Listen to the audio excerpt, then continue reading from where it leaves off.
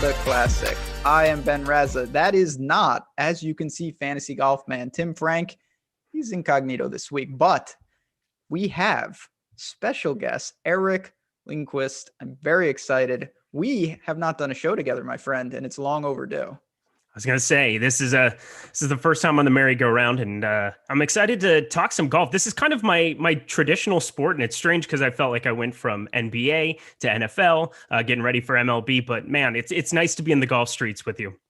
Yeah, and at you kind of being humble there, you just mentioned it's your sport. You're an actual golfer, and as chat knows, that is not my forte. So it's always cool to do shows with like you or Jason because you can speak, as a player, what you do on a course, whereas I don't mess around like that. You've certainly had your fair share of experience out there, and we've got I don't want to say a good one, but it's an event and there's a lot of money up for grabs.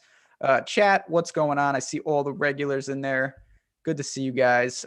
Before we dive in, I do want to, you heard me complaining before the show, but I wanted to just ask you, did you catch some of the golf? Certainly JT took control late with what he does. Just very impressive. Bryson, Rahm, those guys kind of sputtered. What did you make of the players?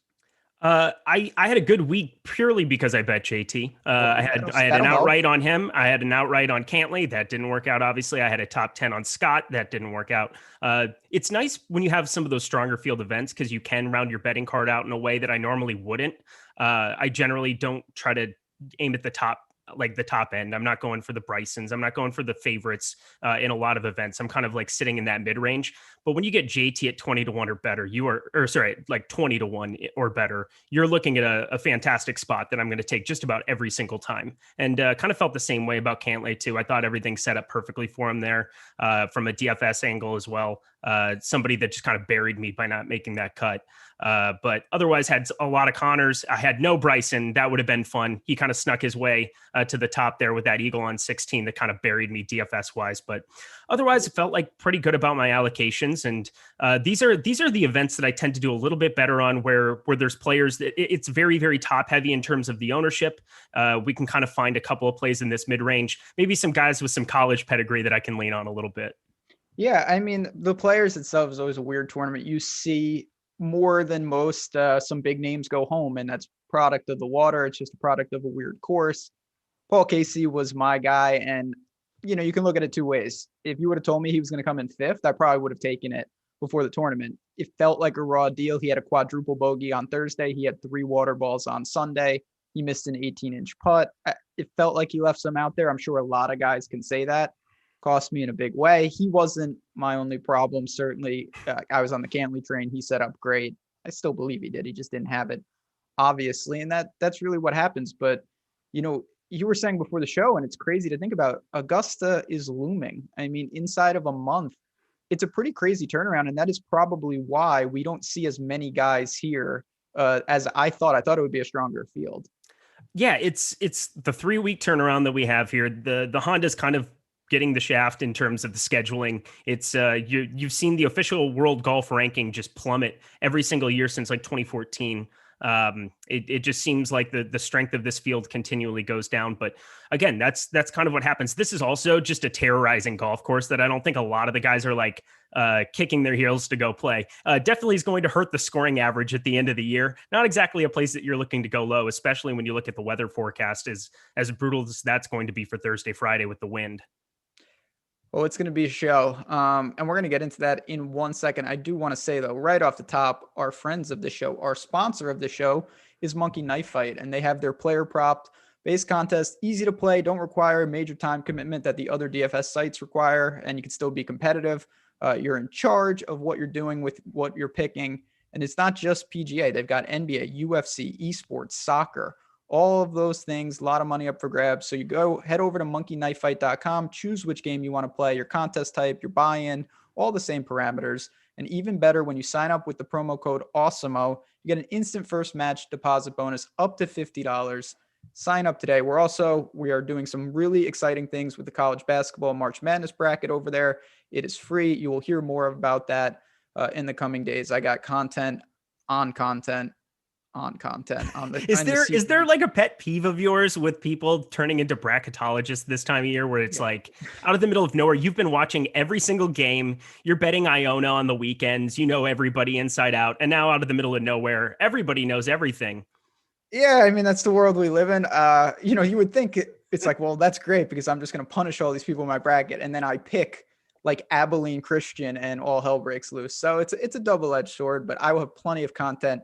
I just did a show with Matt Kajeski, and we're going to have everything you need for that. We have our package $29.95 for that college basketball March Madness package. But you alluded to, Eric, and I'll give you the floor here if you want to talk about what we're going to see at PGA National. This is a tough par 70. We see it difficult each and every year because of that wind. Do you anticipate kind of following in that same pattern? Yeah, this is going to be a tough one. This is going to be a cut line that you don't see very often. I think this is going to be definitely over par. I think that's like almost a stone cold lock. It's just a question of how much so. You're looking at another Pete Dye course coming back to back, another golf course that's just going to set up difficult with a bunch of water. It's an iron player's kind of haven. If you get strokes gained approach, like that's going to be somebody that I'm going to be factoring into most of my models this week, making sure that I'm kind of emphasizing that. Looking at guys who have great histories on Bermuda, you're kind of like, it's nice having the players here. I'm not going to factor in too many of the miscut situation because, again, these are the kind of golf courses where the variance is just so much higher due to water, due to a bad shot here or there. That's just going to be so much more penal than it is on a regular golf course on tour. No doubt. I mean, you just alluded to the historic cut line here. I mean, even when it plays quote unquote easy, it's like 1 over. When it's bad, you're talking 5, 4, 6. I mean, this is absolutely brutal. And I really do think, it's one of these events off the tee. It doesn't look like you would want to be aggressive. It seems like a second shot course, but from there, they really do test you. And of course, the approach game, you're going to have to do it. But what I've kind of found, and let me know where you're at on this, not that I go crazy with this stuff, but it seems like because you're clubbing down, most of your iron shots are from longer distances. You're talking 150 plus, upwards of 200. Is that something that you look at a course like PGA National, where these actual shots are coming from? So this is something that I've found to be difficult because being a golfer myself, I've tried to factor in like, what's my take and my angle on certain things. Yeah. I think the one thing it does is that if you are a bomber, you're able to hit a lot more irons off of some of these tees. You're able to like get the ball and thread it in play. Your longer irons aren't as long as they're going to be for a typical guy. You get into that bear trap specifically, and there's just so many demanding golf shots that you have to hit, and hitting a longer club with a bunch of wind going on just isn't a whole lot of fun for some of those shorter hitters. So I mean, not that driving distance is going to be something that's going to pop for you here, but I do like some of those guys like a Cameron Davis, who I wasn't really high on earlier until we talked yesterday, but a guy that just bombs the ball and plays and win. Some of those Australian guys. I'm going to talk about a lot of Europeans today too, that I'm very, very high on. I'm basically rostering a Ryder Cup team today, so that'll be exciting to get to. But there's just going to be a lot of these guys that specialize in wind. It's because it is going to be high variance. I want to target some of those guys that I feel like are stronger iron players that can flight the ball a little bit differently. A Joaquin Niemann, who I'll just love when he has to hit those low punches like we saw in Hawaii. Pretty great Instagram if you go back and watch him hit those drivers off the deck in Hawaii. So a couple of those guys that are going to pop for me this week too. No doubt about it. This is a different type of golf, and we don't have all the big type players, so you're really looking at kind of what I like to do, which is skill set correlations and things like that. If you're ready, are you ready? Let's get into it. We got a lot of golfers to talk about. It's only going to get worse from here, so we got to do it now. 10K. Yeah, let's dive. Let's just do it. Yeah, I'm ready to rock. All right, we got Sanjay. He's at 11. Berger is hurt. I know everyone's asking what the deal is. As of now, he is in the field. He's got a rib injury. That's going to be interesting. Then we've got Lee Westwood at 10-6. Okay. Neiman at 10-4 and Adam Scott at 10-1. These are the best golfers in the field, but clearly I think these are guys that we're normally seeing in maybe the low 9s, high 8s. In Lee Westwood's case, the high 6s. I don't really know what to say about that, but where do you go at the top of the board here? So I think ownership is going to show you right off the bat that Sung Jae and Berger are going to stick out. They're both Bermuda specialists, guys that play very well on this grass type. That's something that matters a lot for your short game around the greens. Being able to like have your 60-degree wedge and your 64-degree wedges, doing whatever you need to around the green to just get it up and down, because you're going to be scrambling this week. You're going to hit some errant shots. You're going to hit in some uncomfortable places, and you got to just find a way to make a number. It's going to be a grind. And if you're going to be competing, I can't imagine that this number even like gets close to 10, 11, 12 under par for a winner. So, I mean, you're just basically, you're going to be grinding Thursday, Friday. I think Saturday should be pretty benign, and Sunday's going to be rocky again with some rain and some possible wind. But like at that top end, I really like Berger. It's hard not to, but he's definitely going to be the highest owned player in this field, I believe. As you're just kind of going through some of the stats there, it does freak me out hearing about the rib injury, but yeah, and I saw Jason Roslin over on Twitter freaking the people out, being like, "There's no way that he's not withdrawing in this tournament." I'm like, okay, cool. So what are you going to do in this situation? I mean, obviously wake up early here on the West Coast for me, make sure that I'm up at Really 3 a.m. Yeah, really, really early. But what's kind of your take on him specifically? So, yeah, I mean, as you've mentioned, ownership will tell the tale in a lot of these situations. I think it's a really interesting situation. There's zero doubt in my mind that he would have and still possibly might be the highest owned golfer. But I'm wondering if we get more noise about this, will that suppress ownership? If we hear absolutely nothing, I kind of think it's a little interesting, because some people will say, I'm so sick of the Louis Oosthuizen situation. I don't want to deal with this. I'll go to Neiman. I'll go to Sanjay. And I respect that. I'd have more interest if we don't hear anything. Hopefully, I agree.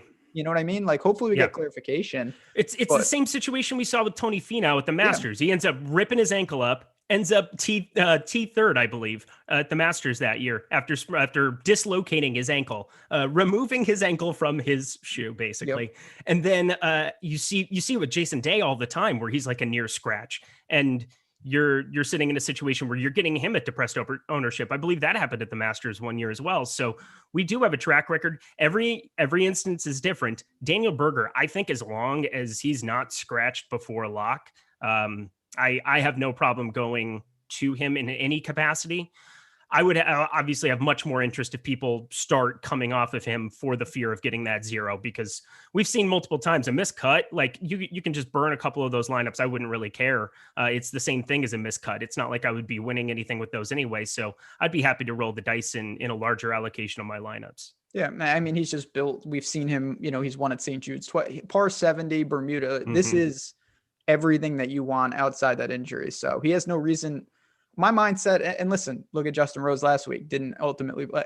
He has no reason to play here. He could easily take a week off. You would assume that he would be good to go. And we'll get clarity. Certainly tomorrow night, me and Jason will be breaking it down. But let's remove Berger from the equation here. Not that he's gone, but of these other guys, before we move to the nines, Neiman certainly hasn't excelled here, miscut in a 59th, but he hasn't missed a cut all year. He's handled Heritage. He's handled Valspar. Do you think that maybe he's primed to take a step forward in his third appearance here? I do. With young players, I try not to factor in too much course history in general. It's one of those things where they're just kind of getting their footing on a tour. We've seen the kind of capability that he has. He can turn it on any single given week. I try to factor in a little bit more with the course history once you have a 5, 6, 7 year sample size. But any given week, if you're wayward on this golf course, you're not going to compete no matter what. It doesn't matter what kind of form you're in. It doesn't matter what your history has been here in a lot of ways. Like, you get wayward, you're going to shoot big numbers. This is just that kind of a golf course. A young player like him, he's just been in such good form coming through the last couple weeks. We saw the T2 in Sony, the Century Tournament of Champions. Again, those are both windy tournaments in general, both kind of set up similarly in my mind. Obviously a much easier golf course at Kapalua for the Century Tournament of Champions, easier golf course there too over on for the Sony Open. But I really do like his profile in wind. I like his ability to flight the golf ball, to be able to do different things that most other guys can't. Just a reliable ball striker that I think if he got hot with a putter could definitely compete. And I think makes a better pivot off of those top two guys who I still expect to garner more ownership. Yeah, Sunday's the defending champ. Berger makes sense. I like Niemann. The thing that's always concerned me, listen, first of all, he's 22. It seems like he's been around for 5 years. That's because he has. He just started that early. The chipping around the green game was always what was the problem. Lately, it's been good. He's gained strokes gained around the green in 5 of 6, and he lost 1/10 of a stroke at the player. So it's really been solid. You mentioned no matter how good you are with the ball striking, you're going to miss some greens here. Just being able to hopefully get up and down for a par or limit, a quad to a double, that makes a difference. It makes a huge difference at the end. I really like Niemann in this spot. I probably am going to go there, but let's move down to the nines. Woodland's withdrawn, so he's gone. We've got Henley at 98. Gooch, who I didn't know was in the tournament till Sunday, played great. Lowry, Tringale, and Chris Kirk. So a weird range, only 5 guys. Anything stand out, or is this just kind of our next secondary tier? So on my first stop on the Ryder Cup tour, we got to go to Shane Lowry, a guy that I do kind of enjoy in this spot. Where are my notes on him? I have a couple things. Yeah, so he kind of fits the mold of somebody that you kind of want to go to in this spot. I really like his ability to flight a golf ball. Again, somebody who's played well in the win, obviously Open champion. So there's definitely some pedigree that exists there for him. I like the fact that he's a member at the Bears Club, and which doesn't seem like a big deal. A lot of these European guys kind of settle in Florida. There's no state income tax. They're able to get down there and kind of live their lives and practice. And it's just kind of like a golfer haven for a lot of those guys. So he's a member at the Bears Club. With a bunch of other professionals over there, used to the Bermuda, used to this kind of course conditions. I just like people like him, like Poulter, that reside there, that kind of reside in Florida, that have a little bit more course history just on this grass type. So I'm going to Shane Lowry in this range primarily. How about yourself?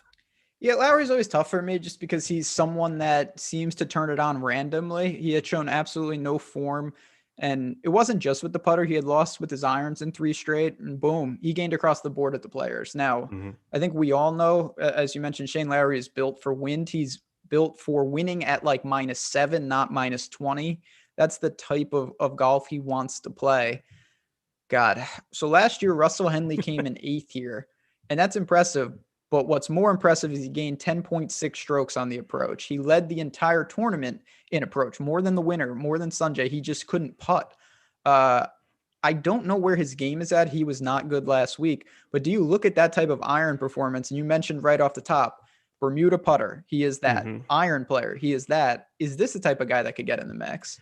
I think he has a little bit of a block at the players. He had missed 3 straight cuts now there. He had missed in 18, 19, 20 obviously got canceled, so that doesn't count, and 21. So he's missed 3 cuts in a row there. It's not a golf course he's typically played well at, which is strange because I feel like just being able to craft his irons the way that he should be somebody who plays well. Him and Adam Scott are kind of products of being terrible off the tee lately. Like if you had told me Adam Scott was going to be dead last in this field in strokes gained off the tee, I would have been floored to see that, but that's what happens when you go through researching golf. You find things that kind of break the mold of like your preconceived notions. So Adam Scott has been terrible off the tee for the last 6 weeks, dead last in the field in that category over the last 6 weeks. Russell Henley, not much better in that regard. So if he could start to find some fairways and just put himself in position to score, I would be all aboard that train. He's a Georgia Bulldog,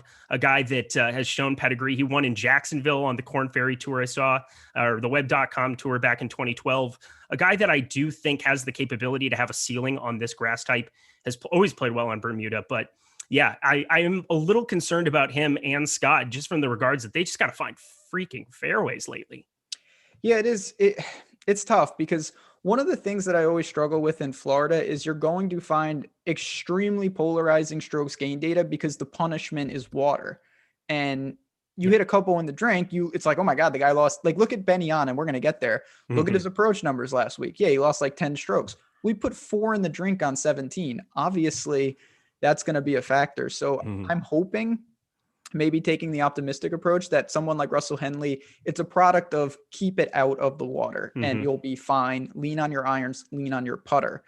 Then you've got guys like Taylor Gooch, who clearly has an elevated price point because of an impressive finish at the players, a 5th place, gained 7 with the approach, 4 with the putter. Kirk looked, I mean, he fell back Sunday. It looked like he just kind of wore down. Are you indifferent to these guys, or do you think they're overpriced? Kind of where do you fall with the rest of the range? I'm fine with both of them. Neither one like really pops off the page for me. Obviously, they both had decent finishes. You had the Kirk collapse there towards the end, 79 on Sunday. So also a little loud in terms of like, he had a much better week than what that ended up showing as. And Taylor Gooch, just a guy who generally is a good ball striker. I think he kind of had a mediocre. It looked like on Sunday he was just striping it, but kind of like an average week, I think, from a ball striking perspective when I was going through some of that. But yeah, I don't really have a lean one way or another on those two. Both just fine. Yeah, there's really not a whole lot to add. You can roster them to some extent, but I'm not going to be going way over the field by any means on either. Yeah, I'm with you. I'm kind of indifferent. I think that, again, ownership will determine some of this. Taylor Gooch, good player. I don't really, even in a field like this, I think maybe a little to the premium, but I say that and then I look to this 8K range and maybe I take that back. Here we go. Chad, It is time. It's Deep time dive. for we got Ricky coming up, but it's time to hit the like button. Let's pump up the likes, subscribe to the channel. You guys know the drill. It really helps us out. And again, we have so many shows coming up tomorrow night. You're going to see me and Matt Kajeski doing college basketball, our bracket show. We've got Live Before Lock, and certainly Eric and the crew in NBA just killing it with the tip-off show. Deeper Dive, Live Before Lock, the late night NBA. You've been doing your West Coast, getting those 10 o'clock games for me, the 7 for you, but a lot of stuff. Here we go, though. 8K range. I got to start right here. We're only going one player, then we'll get to the rest. Mm-hmm. I'm not saying he's overpriced, but I also am saying how. How could you click Ricky at this point? The only reason you could possibly click Ricky, I was trying to play devil's advocate because I was curious what he was going to be kind of viewed at this week. So 2019, he lost in a 3-man playoff on this exact same golf course. It was Keith Mitchell winning, him and Brooks Koepka in the playoff. That is the only good thing that you can possibly say about Ricky Fowler right now is that he played well here once, because his current form is so bad. He's basically priced on name recognition. There's no other way of looking at it. There's not a single thing that I can look at in the data or in his recent history other than playing well at the Genesis. The Genesis also, I'm going to let it be known, has no water. You have a golf course that doesn't really get in your head. I've played out at Riviera before, and one thing that's very, very nice is that, obviously you need to hit fairways. It's a lot easier when you're just playing for like member play, when you're going out and playing on a random Monday. But for the golf course, the way they set it up, obviously it's still demanding off the tee, but there's a thing that exists when water's out there where it's gonna get in your head. Ricky Fowler just seems rattled. He doesn't seem remotely close to the guy that we know him to be in the past. The only thing you could possibly say is that he played here once and played well. Do you have any other take besides that? So a couple things. One, at Genesis, he lost 5 strokes on the approach and he gained 5 strokes putting. Good you Lord. Might say, oh, well, that's what Ricky does. That is not what he's done at all. He's lost in 6 of 7 lately. So the putter's completely broken. The ball striking has been broken, and he's carried that to Florida. You look, the problem with Ricky, and we've seen this with guys, Brendan Todd, probably the most extreme, you can't look at their old data because it's obviously not the same player. Ricky has a win at Honda. He's got a second at Honda. He's got a win at the Players. He's done a ton of good in Florida. I don't think that's the same guy. If Ricky can get back to just being an okay ball striker and being the top 3 best putters in the world, well, he's going to be in great shape. There's nothing to show that that's going to happen, though. Yeah, I'm cheering for him because he's a guy that I think excites the golf fan base, and we're going to be looking for a lot of those guys here with Tiger out for a while. But God, it's just not there. Yeah, it's been a struggle, and he's just.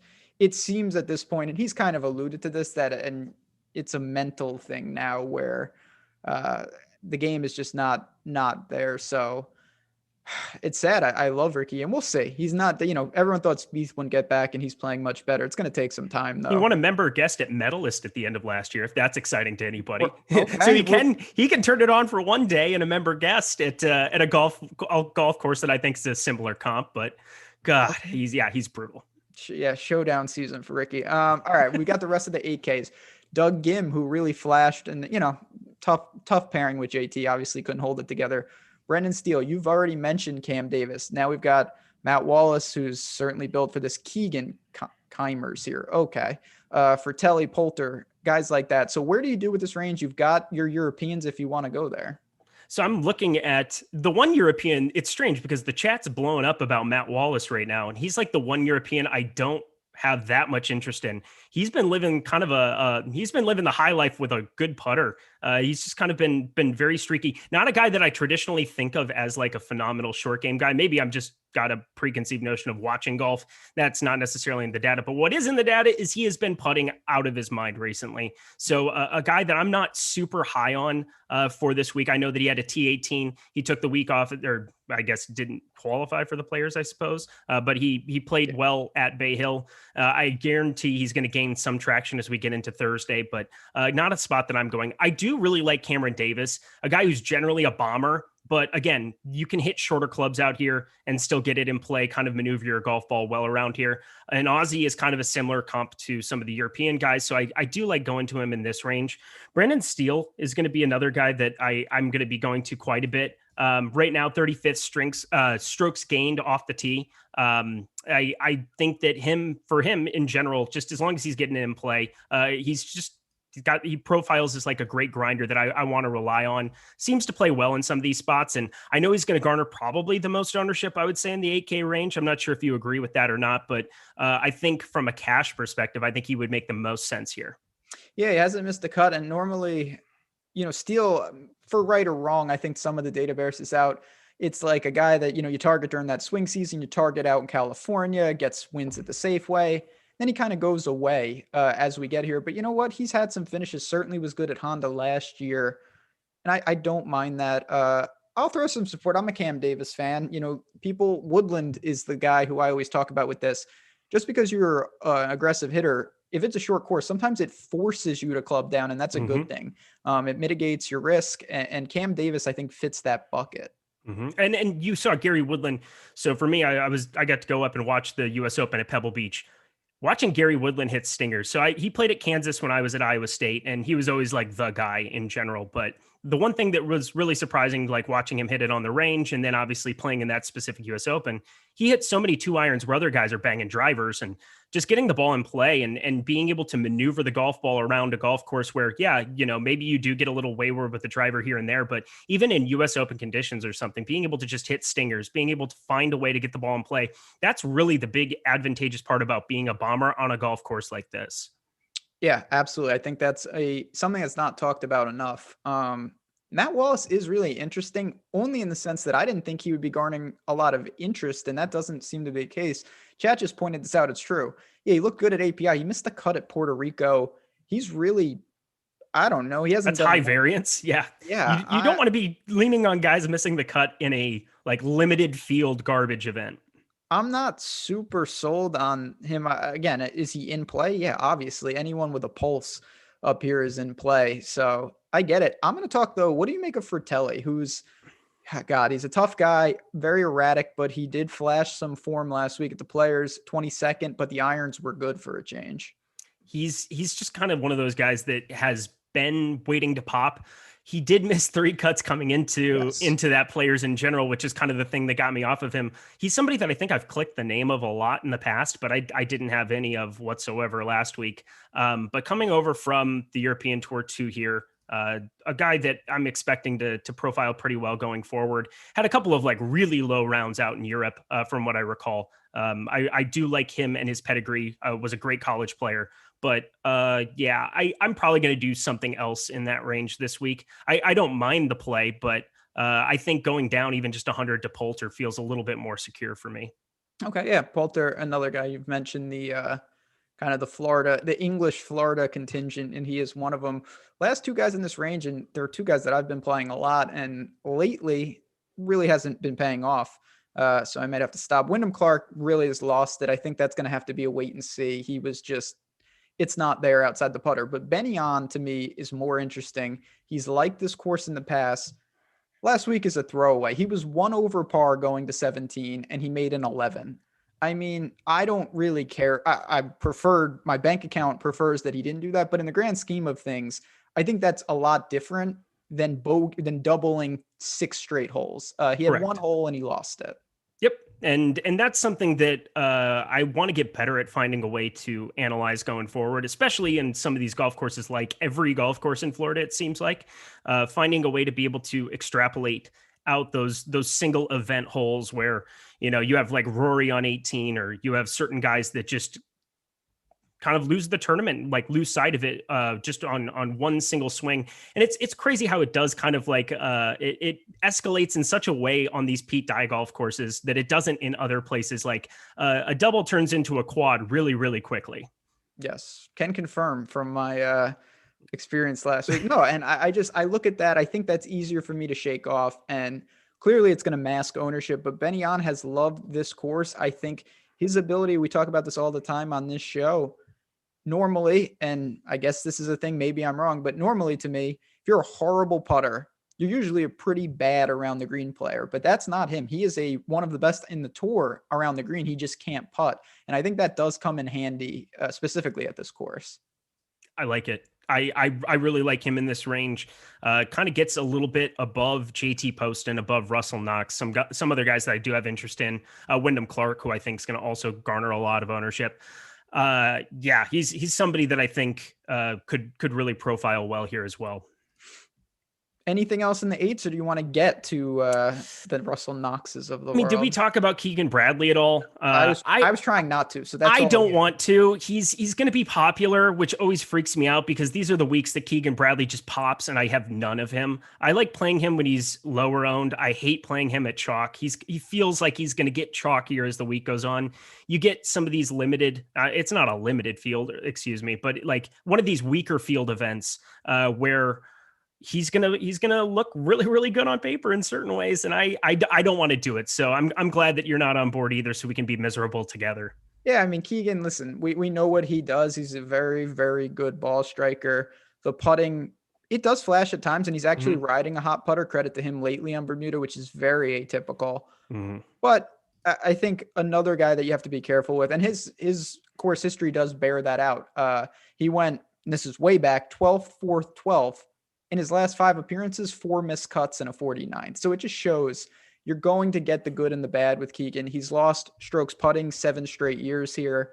I have a feeling we see a pretty typical Keegan where he's good with the ball striking, bad with the putter, and it leads to not much. I hope so. That would be great. Yeah, that would be great. All right, let's do this 7K range. A lot of names here, so we're going to have to dive in.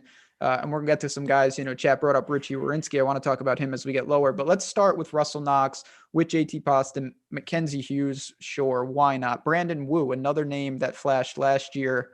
Floor is yours in this upper 7s. Is there a couple guys that stand out?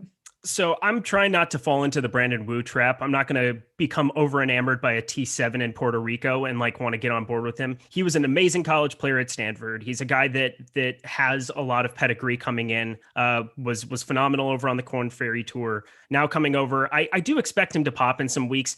I just hope that it's not this week where he's going to actually be garnering some ownership. I kind of feel like, I don't know, JT Poston is a strange guy that I absolutely love. I'm enamored by him. And it's strange because he's not a great ball striker a lot of the times. He's lost a lot of strokes gained approach over the last couple of weeks. He's riding a hot putter. He's a guy who can get hot. But he won, I believe it was the Wyndham in Greensboro. And this was also on Bermuda. It was also a short golf course. He shot 62 in the final round and just completely balled out. And that, I guess, has always been kind of fresh in my mind on some of these smaller golf courses, or not smaller, but shorter golf courses where where driving distance isn't like at an absolute premium. A guy who can get streaky from time to time with the strokes gained approach. But I always like clicking that name. He kind of feels like somebody that I would never want to miss the week that he goes off, because I've been so invested in some of these bad turns. But also +6 through 8 holes at the Players Championship, makes the cut and kind of like puts it together on the weekend. Like that kind of got me a little bit of excitement coming into this week. So he was somebody that I definitely had circled. What do you kind of feel about him? Because I feel like he's going to be a big part of my portfolio this week. Yeah, I can go to bat for him. He's the problem. Well, it's not a problem, I guess. You mentioned this. When you look at JT Poston, he just does it differently, and different doesn't always mean bad. He's a pretty good off the tee player. He's an elite putter, and and he's a subpar iron player. And combination, that's what Bryson in a different way does. Bryson kills it off the tee and he kills it putting. And if you pair it, you win. Looking at JT Poston, winner at Wyndham, 6th at Heritage, 8th at Heritage, a 10th at Puerto Rico, 14th at RSM, 14th at OHL, 14th at Valspar. All of these coastals, par 70s, this is the type of course. Now, you're not going to get anywhere if you're losing 5-6 strokes on the approach. That's not going to work. But if he's a flat 0 in the approach, I would take that, especially at this price tag. To me, last thing I'll say, and then I'll move on, is he really $1,400 worse than a guy like Taylor Gooch? To me, the answer is no. And that's where I'll go. Brandon Woo's tough. I really don't have a strong take there. I think I'll roll those shares to guys like Poston, Knox. What about Noren? I love him. Bad? Love him. So he gives me anxiety watching him on a range. Right. He gives me absolute anxiety. The over the top move, I find it impossible that he doesn't hit shanks when he's warming up. It's unbelievable that over the top move that he has. But he is one of the most consistent ball strikers when he gets it going.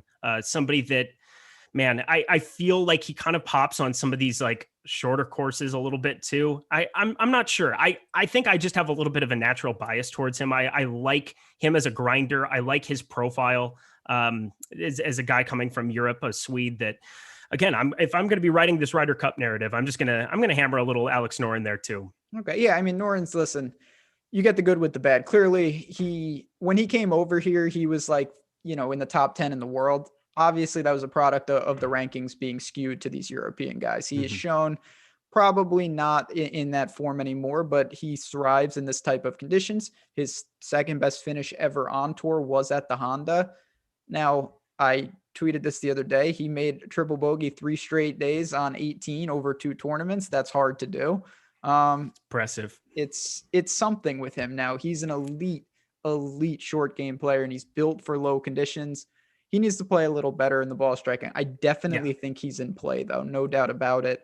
All right. So I'm just going to rattle off some names here in the mid 7s. And, you let me know. We've got Hadwin, Wise, EVR, HV3, Luke List, Kate Lee. Okay. Michael Thompson, Patton Kazire, Norlander. I mean, a lot of different types of players. What is there a specific skill set? Is it kind of team specific? How do you approach so many different types of players? So I'm going to be writing with Patton Kazire in this range. I feel pretty good about him. He's another one of those Sea Island guys. You've got Keith Mitchell, JT Poston, and him that all live in that Georgia community over by Davis Love. Bermuda grass, similar coastal profile that we've been talking about. Kind of a great course fit. Somebody who kind of like just is going to profile really well for me on Bermuda. So sitting at 7,500, made 12 of 13 cuts, played okay at the Players, nothing super special. Didn't have a great final round, shot 74 there to kind of skew it a little bit, but I feel pretty good about getting him right last week. I'm going to try to ride it into a similar course fit. Again, another Pete Dye golf course, another Bermuda specialist place. So I feel really good about having him kind of be my main target in this range right now. It's really wide open. I mean, you just look at these guys, and I do think this is where you got to kind of look at what your team is lacking. And I don't know if there's made cut equity for any of these guys, but I do think some are a little more likely to get in. And then you've got the wild guys who we only see them a couple times in contention, but when they tend to really get in contention, and you'll sacrifice some made cut equity for some upside. Henrik Norlander is kind of the guy who sticks out for me the most, a guy who it's feast or famine so many times. Played well at Torrey Pines, played well on some tougher golf courses. Maybe taking some shots on him in that range isn't the worst thing you could ever do either. He was dangerously bad here last year, which I don't really worry about that. It was one event. Dangerously bad. He had the rare lost 4 strokes on the approach. No, lost 6 strokes on the approach, but he lost 8 strokes with the short game. So I'm not even mad. That's impressive. Yeah, that's a lot of things. Then you've got, Matt Jones, ZJ, Neesmith, Hahn, Ryan Moore. There we go. This is a name I want to talk about. Guy, major injury, came back, hadn't found form, has made 2 straight, 35th at the Players last week. I'm in. Short hitter, short irons, sign me up. Yeah, I'm right there with you. We've only seen 5 events out of him this year, but we kind of know who he is historically. Like he can get hot. I mean, I got to see him at the John Deere a couple times get really, really hot in person. I enjoy his ability to just kind of put a score together. UNLV profile. I love him in this range for this week as well. Do you have any feel on so Richie Rorinsky's another interesting guy as we work down here. He really was good at API. The players, listen, that's a big step up. He lost 4 strokes putting. I'm not going to hold that against him. He was 17th last year here. He's a pretty good player, and I think the price is fair. 7,200 to make a cut probably returns value. Agreed. I think he's kind of a tough dude because I do expect him to still get some kind of ownership coming off the T4 that he had at the Arnold Palmer I can get to a little bit there. I do believe he was one of Big T's highest exposed players for the Millie Maker as well. So maybe if you want to ride that narrative a little bit, if you're trying to get a little piece yourself, you could go that direction. But yeah, he's going to be no issue down there too. I did bring up Maverick McNealy the other week too, at Pebble Beach, obviously spiked an upside, got to second. Another guy that is similar to the Henrik Norlander where he can pop on these random weeks. I have no problem. I would much rather have my guys have the ability to go out and win a golf tournament in this range. And I'll take the good with the bad. So chat, as usual, you're right ahead of the curve. I was about to ask for RCB and now it's going to look like I read friend of the show, Tokyo Swan's question. But I want to ask you because, you talked about the European guys. You've talked about guys that fit. When I picture that, I do kind of see RCB, but what I don't picture is what's been going on. He was 4th in Abu Dhabi in January. Pretty good. The rest of the Mideast swing came here. Nothing at Pebble. At the WGC 59th, and that's a non-cut. So where's the form, and is he in that Poulter bucket for you? Yeah, it's tough. Abu Dhabi's a decent enough golf tournament that I never get him right. I just don't. And obviously getting him right, it won't take a whole lot to get leverage on the field by going to him. Like he's right now projected around 2%. I don't know what that'll get to by the end of the week. I'm happy to take some shots at this range on him. Really no issue with anything that we've seen out of him in previous years. The problem is, his recent form has been bad over the last month and a half, but just even seeing that 4th at Abu Dhabi kind of sticks out a little bit for me because that's a decent enough field, decent enough golf tournament where he does spike the upside. And now you're getting a weaker field than I would even assume that to be. Yeah, it's tough. Listen, I think it's so wide open here. If you want to put him in the player pool as a flyer, you're not going to need a ton to get over. Is he in cash? No. Is he a core play for me? No. But this is a range devoid of reasonable options. Doc Redman has withdrawn. Don't play him. Last couple guys, and then we'll get to the cheapies. Bounce on out of here. I just want to say again quickly, tomorrow night, me and Jason Rosen will be talking weather, lineup construction, tee times, all those things. We've got a couple guys, though. We've got Harry Higgs, my man, my shirtless man here, Nick Taylor, Adam Long, Tom Lewis, who talk about a random number generator. Good luck figuring that guy out. Is there anyone basically at flat 7 that may round out a lineup or two? Harry Higgs had a great 3rd round over at the Players. He kind of he tried to get me a sweat for a showdown lineup. So I have some good vibes with your guy right there. Probably one of the most fun guys to be following on tour as well. Easiest dude to cheer for in the entire world. However, hasn't been playing very well until that 3rd round. Pretty much the only round that's popped in the last month and a half out of him too. Sure, take some shots on him. He's somebody that, like, just even from a fun perspective, I'm happy to cheer for in a couple lineups, but not anybody that is going to be like a big part of my builds. Ches Reavie is garnering a little bit of ownership. Didn't make the cut at the Players, but a guy that could pop in this kind of similar golf course. Somebody that if he can spike an upside with the strokes gained approach, definitely could be in play here too. Lucas Glover is always interesting to me at the flat 7. I feel like I'm overweight on him all the time. We know he's the ball striking specialist of the world. The guy can make a putt any given week. It could spike, and as long as his wife's in a good mood, he'll definitely play well here. Lucas Glover is someone that it's tough because he's got a lot of experience on tour. And I think I sometimes overrate where he's actually at. It's been few and far between. And I've been over on him in quite a few spots. Really, this year has been absolutely nothing. Best finish at 39th, and that was in Puerto Rico. Maybe you reset expectations and you say, you know what, if you're going to give me a made cut here at 7K, that's going to get it done in a lot of regards. But him truly competing, I'm not sure we're really there. But again, it's a product of the range. Ches Reavie is interesting. Definitely a good course for him. Harry Higgs is just the man, but I don't know if I could pull the trigger there. Phenomenal. What was the PGA Tour profile thing where he was just like, oh yeah, I just drink vodka straight and go to bed. Like that's what I do. Hey, it's a formula that works for him. Everyone's got their process. So, all right, here we go. Sixes before we dive into the real cheapies and Jim Furyk. Chat, if you could hit the like button, let's push us over. We got a good crew in here. Again, thanks to my man right here for filling in. Fantasy Golf Man will be back, but we're going to do some, I think we might get some 3-man boosts. We're going to change it up. Ooh. More golf content in the future. And again, plenty of March Madness coming at you. Tournament package is live. So we've got cheapies, and clearly at a tournament like this, you know better than anyone, it's wide open. You're going to get some guys down here that are going to be in the mix.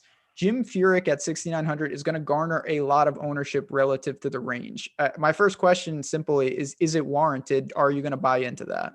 Yeah, he's probably, from a safety perspective, if you're making cash lineups in this regard, like it's going to be hard to get away from him. Has been like one of the most consistent guys on tour forever, I would say, coming off a T26 at the Genesis. He plays well in some of these windier conditions as well. He basically, I believe that 59 that he shot in Chicago might be like the greatest round of golf of all time.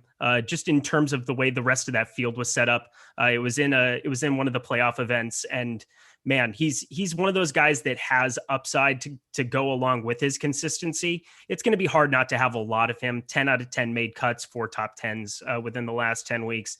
Obviously a couple of those on the Champions Tour. So write those off, but his last 4 events on the PGA Tour made every single cut. It's going to be hard for me not to have some interest there, especially because the conditions are going to be bad. And I feel like that can kind of thin out for some other guys, but Jim Furyk is just a rock. Yeah, he's and it's amazing. I always say the same thing when we think of Jim Furyk. Like really consistent player, but no upside. Says the guy who's got a 59 and a 58. 58. Like, yeah. So it's just insane. Yeah, listen, if he's very popular in tournaments, I'll tell you right now, I will be underweight because I do think it's worth it to roll the dice there. Much stability. If you're rounding out a lineup and you've got leverage, I think he's more likely to find a T30 than most in the same range. I assume, because I always group these guys together, if you had to choose, you would go with the chalky Furyk over someone like Steve Stricker, who does a lot of the same things, certainly up there in age. Yeah, I would just, I don't know. Stricker is phenomenal as well in a lot of ways, but yeah, I feel really good about Jim Furyk in this range. I mean, look at everybody else that you'd be rolling the dice with. Cameron Piercy isn't somebody that I'm super enamored with.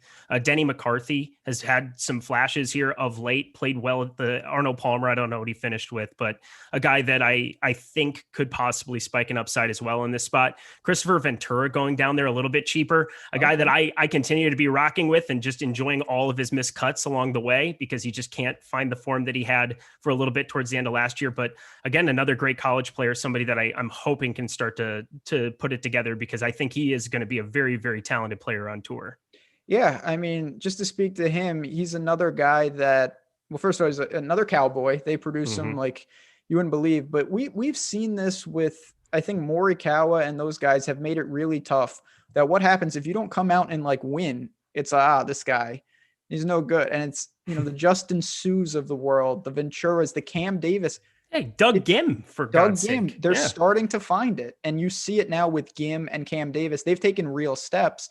Christoph Ventura is someone I still believe has plenty of time to really get into form. Now, what type of player he ultimately is in terms of if he is really good, is this the tournament for him? I don't know the answer to that just yet. I think that remains to be seen, but he definitely has some upside and a big range of outcomes. Yeah, I put him in that bucket with Henrik Norlander and all those other guys that are just high variance. But when they pop, they're going to start winning golf tournaments before they're going to start stringing together miscuts like they have been of late. All right, so this is obviously, there's a lot of weird names down here. I do want to get one guy out of the way, though. I think we're going to do it pretty quickly. I assume that you have no interest in touching Henrik Stenson. I brought him up the other week. I want to. I want to so bad. I just can't. He's broken. I asked you specifically. I needed your advice because I was kind of like caught between a rock and a hard place. I was like, if he's going to do it, he's going to play well with the players. He's going to kind of take off in this range, and you're going to get him at sub 1%. But my Lord, has he just been so bad. I mean, the RSM, which is not even a real golf tournament, in my opinion, I just try to factor that out of everything that I do. It's the only place that he's popped. I guess I was thinking not the RSM. I was thinking of out in South Carolina. What am I thinking of? Harbortown. Heritage. Yeah, Heritage. So that's the one that I was thinking of. Also RSB, I believe. So I'm pretty sure Henrik Stenson's somebody that I'm going to get back on eventually. He's got to figure something out first. I got to see like at least a glimpse of it, because you're going to get him at under 7,500. And maybe it's just me half glass full, where I think that he can put it back together. He's fought the driver shanks before. He's fought some of these other putting issues before, and he's put it together and became an elite top 10 player in the world. But right now it seems like he's more invested in family time, and it's going to be hard for me to get on board right now. Yeah. I mean, can he have another run in him? Possibly. But if Henrik Stenson wins this week and I didn't play him, I have to just live with that. That's a share that I could roll to numerous guys down here. Depending on what you're looking at, you got some short hitters. You've got the Graysons of the world. You've mentioned Ventura. Can you talk to me about Bo Hoag a little bit? A guy that I'm not really getting a feel for right now, but I think he does garner the highest win equity out of everybody in this, like below 6,700 range. Our man behind the glass, Bo Hoag, he'll have something to say with him. Check out me and Josh's contenders video. But we've been in good form. A lot of winners, a lot of near winners, a lot of top fives, a lot of top 10s. So that video will be posted on YouTube certainly by Wednesday morning, and go check that out. But this is a guy, I'll be honest, not super familiar with his game. He's relatively a journeyman. Right now, tee to green, he's been very consistent, went to the Players, missed the cut. I'm not going to hold that against guys. He's 0 for 2 here. It's not great, but one of those was in 2012. That's gone. So really just one appearance. I've seen the name and I get where people are going. I'll be honest, for me, there's just too many other guys in the same range, and prioritizing which one is going to be difficult. But to me, I'd rather go to Scott Stallings. That's one of them. Gained in the irons in 5 straight. You've got Shelton there. Hadley is there. And then you've got a million other flyers. So I think you got to be careful down here. You don't want to take 50 guys, but you can dabble in the low 6s, in my opinion. I'll probably dabble with some Sung Kang. Okay, I'm a sicko. I was 15 years old. I was playing in the U.S. Junior Amateur out in Columbia Country Club out in Chevy Chase, Maryland, and the largest calves I've ever seen in my entire life were Sung Kang. And I'm pretty sure from that moment on, he was like a guy that as soon as he got on tour, I was like, I need to have a little every single week. So 6,300, he's my calf play of the week. See, this is why we have you on the show. That's it. I wanted to really contribute. Strokes gain calf muscles is something that I don't have in the model, maybe I should. Phil's obviously at the top, and then you got Sung Kang number 2 for Forgot about sure. Phil. Chad did ask me about Vijay Singh. Like, I just, besides that random finish here, there's nothing to say that he would play well. And although if you're in a jam, the last thing I'll say, we got a couple of minutes here before we bounce on out, but obviously stay tuned. NBA content coming up, everything that you need all day here at Awesemo. We talk a lot on this show about what you're doing in terms of paying up. If you click a 6K guy, and that means that you can get Justin Thomas, Dustin Johnson, and John Rahm in the same lineup, it's like, wow, what a great, I can sacrifice a guy. Are you clicking a 6K guy here? That means that you can get Lee Westwood and maybe Daniel Berger and Sungjae Im. Like, what are you really paying up for? I think that's misguided, and it's not enough reward for the risk. Absolutely agreed. Because I mean, we're going to have 2 or 3 guys that stick out above the rest on a smaller field like this. Obviously, you can just see it in the win probabilities. You can see it in the betting markets that, Im, Berger, Westwood, all those guys are going to be popping substantially more, but that doesn't mean that they're going to be automatic top 5, top 10 guys in this spot. Like maybe one of them can slip through the cracks, but I don't think it's just a foregone conclusion that you're paying up for some kind of security there. They're not nearly as secure as what a JT would be, as what a Bryson DeChambeau has proven to be. So that just doesn't exist on this slate. I would much rather have done that last week at the Players, where you have a deep field and you have guys who can pop from the 6K range, rather than this week. It's a perfect way to round out this show. We did it. We went through it. It's the Honda Classic. It's not the best field, but you know what? There's a lot of money up for grabs. Definitely going to try to correlate plays. Yes, absolutely. What style? Guys that club down off the tee, ball strikers, maybe some around the green, like Noren types, Benny On types, maybe just all bad players. Start with like Wise and Grayson, get a little feel for it. But you know what? We're going to talk all that tomorrow night, me and Jason Roslin. But again, just want to say thanks to Eric for hopping on with me. Chat, thanks for you guys. Always make this show fun. Hit the like button. Hit us up on Twitter. Give us a follow. You got any questions? We will be here answering questions in Slack. You know the drill. Thanks to Josh. Good luck, everyone. Talk to you tomorrow night.